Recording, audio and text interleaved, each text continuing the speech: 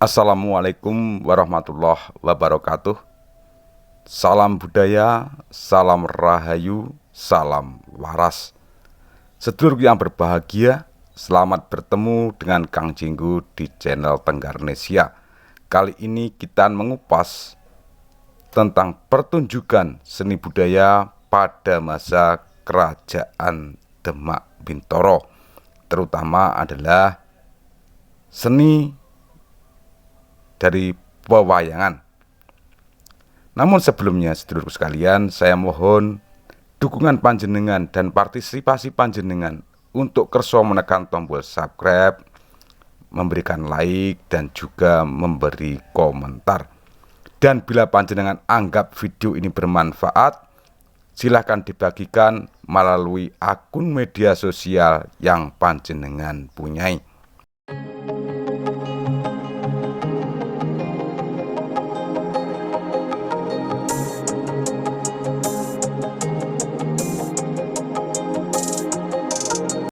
Sedulurku yang berbahagia, pengembangan seni budaya, terutama seni pewayangan, yang merupakan puncak kesenian karya karena merupakan gabungan harmonisasi dari berbagai seni lukis, seni pahat, seni bentuk, seni drama, seni suara, seni musik, seni ukir, seni sastra dikembangkan secara besar-besaran pada saat Raden Patah berkuasa.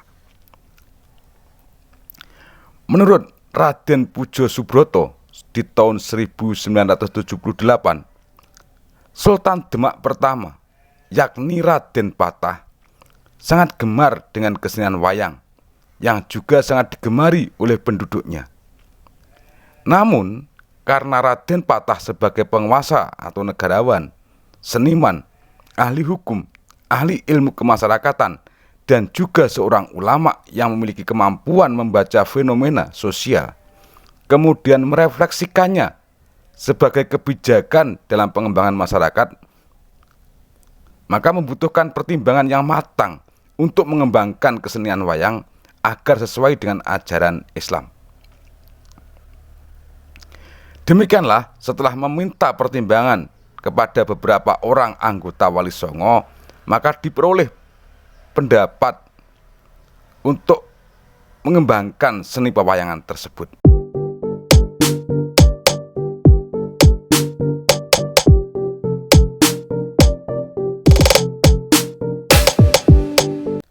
Maka Raden Patah dan beberapa orang anggota Wali Songo memperoleh pendapat tentang kesenian wayang sebagai berikut.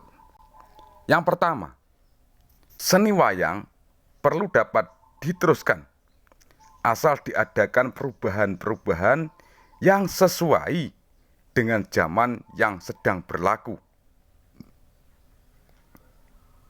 Kedua, kesenian wayang dapat dijadikan alat media dakwah Islam yang baik. Yang ketiga, bentuk wayang diubah bagaimana dan dibuat dari apa terserah, asal tidak lagi berwujud seperti arca-arca yang mirip manusia. Selanjutnya, cerita-cerita dewa harus diubah dan diisi paham yang mengandung jiwa Islam untuk membuang kemusyrikan. Kelima, cerita wayang harus diisi dakwah agama yang mengandung keimanan ibadah, akhlak, kesesuaian, dan sopan santun. Yang keenam, cerita-cerita wayang terpisah menurut karangan Walmiki dan Wiyasa harus diubah menjadi dua cerita yang bersambung dan mengandung jiwa Islam. Selanjutnya, menerima tokoh-tokoh cerita wayang dan kejadian-kejadian sebagai lambang yang perlu diberi tafsiran tertentu yang sesuai perkembangan sejarah, di mana tafsiran-tafsiran harus sesuai dengan ajaran Islam. Yang kedelapan, pergelaran seni wayang harus mengikuti aturan susila dan jauh dari maksiat. Yang kesembilan, memberikan makna yang sesuai dengan dakwah Islam pada seluruh unsur seni wayang, termasuk gamelan, tembang-tembang, tokoh-tokoh, dan lakon-lakon.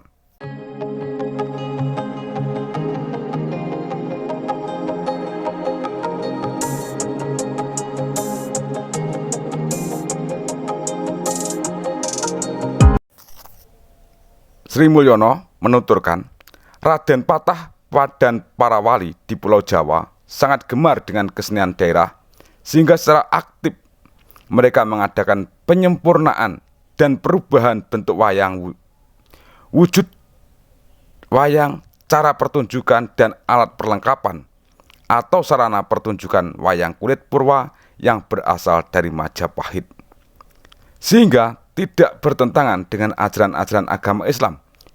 Di masa kekuasaan Raden Patah, wayang dibuat pipih menjadi dua dimensional dan digambar miring sehingga tidak menyerupai relief candi, tetapi lebih diperindah dan diperbagus untuk menghilangkan kesan-kesan meniru wayang di candi.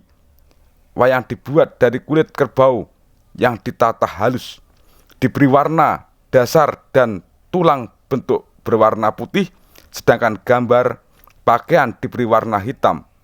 Gambar muka wayang dibuat miring dengan tangan menjadi satu dengan badan atau irisan, diberi gapit untuk menancapkan pada kayu yang diberi lubang khusus.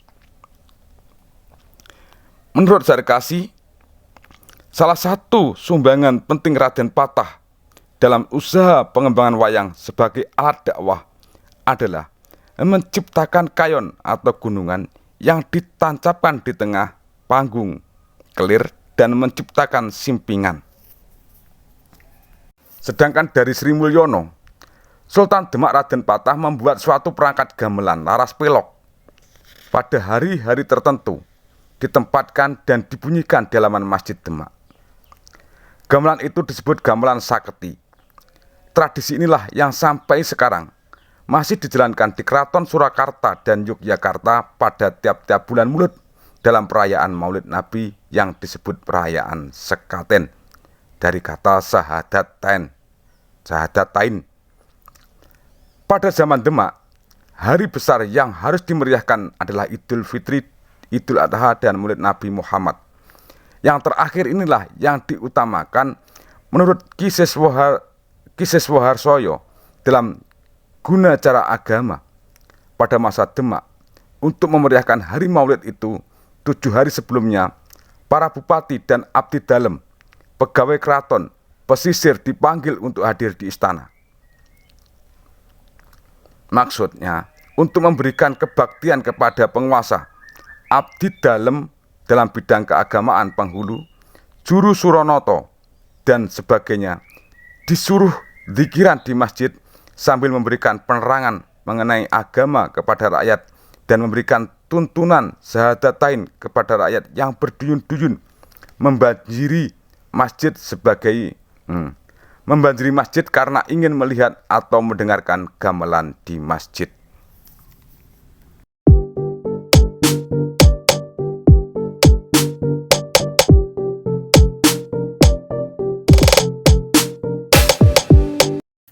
Sebagai alat untuk menarik masyarakat, gamelan besar yang diletakkan di bangsal atau Sri Manganti yang diusung dari istana ke masjid sesudah Isya dengan dibunyikan terus-menerus selama perjalanan. Di halaman masjid, gamelan besar 2 pasang diletakkan di kanan dan kiri bangsal. Selanjutnya dibunyikan siang dan malam. Siang mulai pagi sampai zuhur, malam mulai ba'da Isya sampai tengah malam. Rakyat banyak yang tertarik pada bunyi gamelan itu dan berbondong-bondong datang ke halaman masjid. Di sana sambil menunggu memperoleh bagian makanan yang sudah disediakan. Mereka diberi penerangan mengenai ajaran agama Islam yang diriwayatkan Nabi Muhammad SAW. Kemudian sedekahan, pemberian makanan nasi yang sebelumnya dibacakan doa, lalu makan bersama. Mereka yang telah tertarik pada ajaran Islam lalu dituntun membaca 2 kalimat syahadat sebagai pernyataan masuk Islam. Demikian setiap hari dilakukan selama 7 hari sampai jatuh hari Maulid Nabi.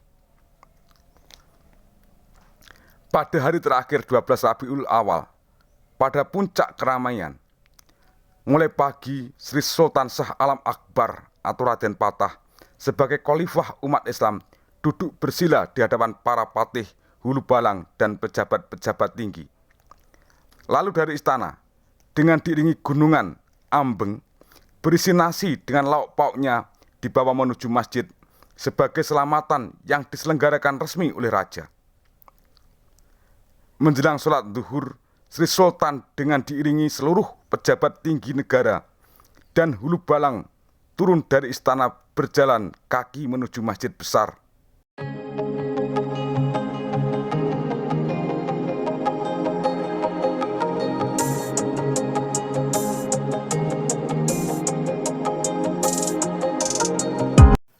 Sri Sultan bertindak sebagai imam sholat zuhur dan para abdi dalam menjadi makmum.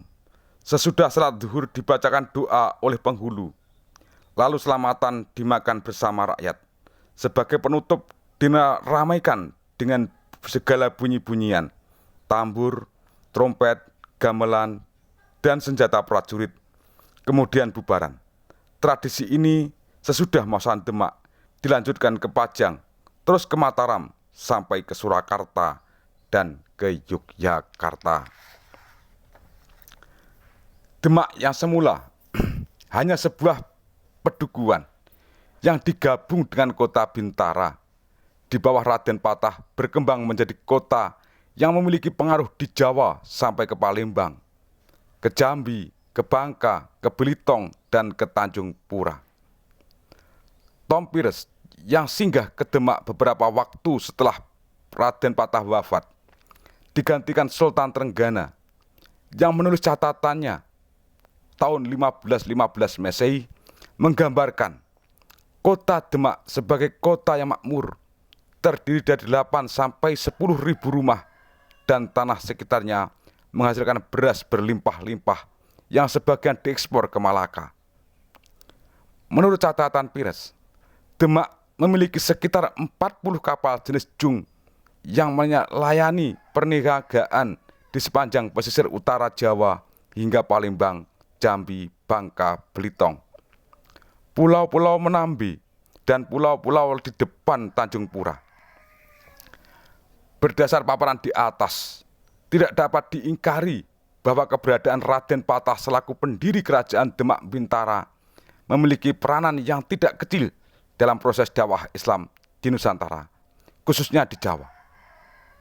Sebab dengan kekuasaan politis yang dipegangnya, berbagai aspek dakwah yang berhubungan dengan kehidupan sosial, kehidupan ekonomi, kesenian, sastra, dan tradisi keagamaan dapat diarahkan dan dikembangkan secara lebih efektif, terutama dengan adanya faktor kebijakan pemerintah, dukungan aparatur, peran cendekiawan, dan bangsawan termasuk dukungan finansial. Di samping itu, keraton berperan sebagai pusat pengembangan kebudayaan yang sejak awal kekuasaan Raden Patah sudah diorientasikan kepada pengembangan budaya Islam. Sedulurku yang berbahagia, kiranya demikian dulu apa yang bisa saya sampaikan. Ada kurang dan lebih saya mohon maaf yang sebesar-besarnya. Triring ungkapan ono rino otompo, ono awan ono pangan, salam budaya, salam rahayu, salam waras. Wassalamualaikum warahmatullahi wabarakatuh.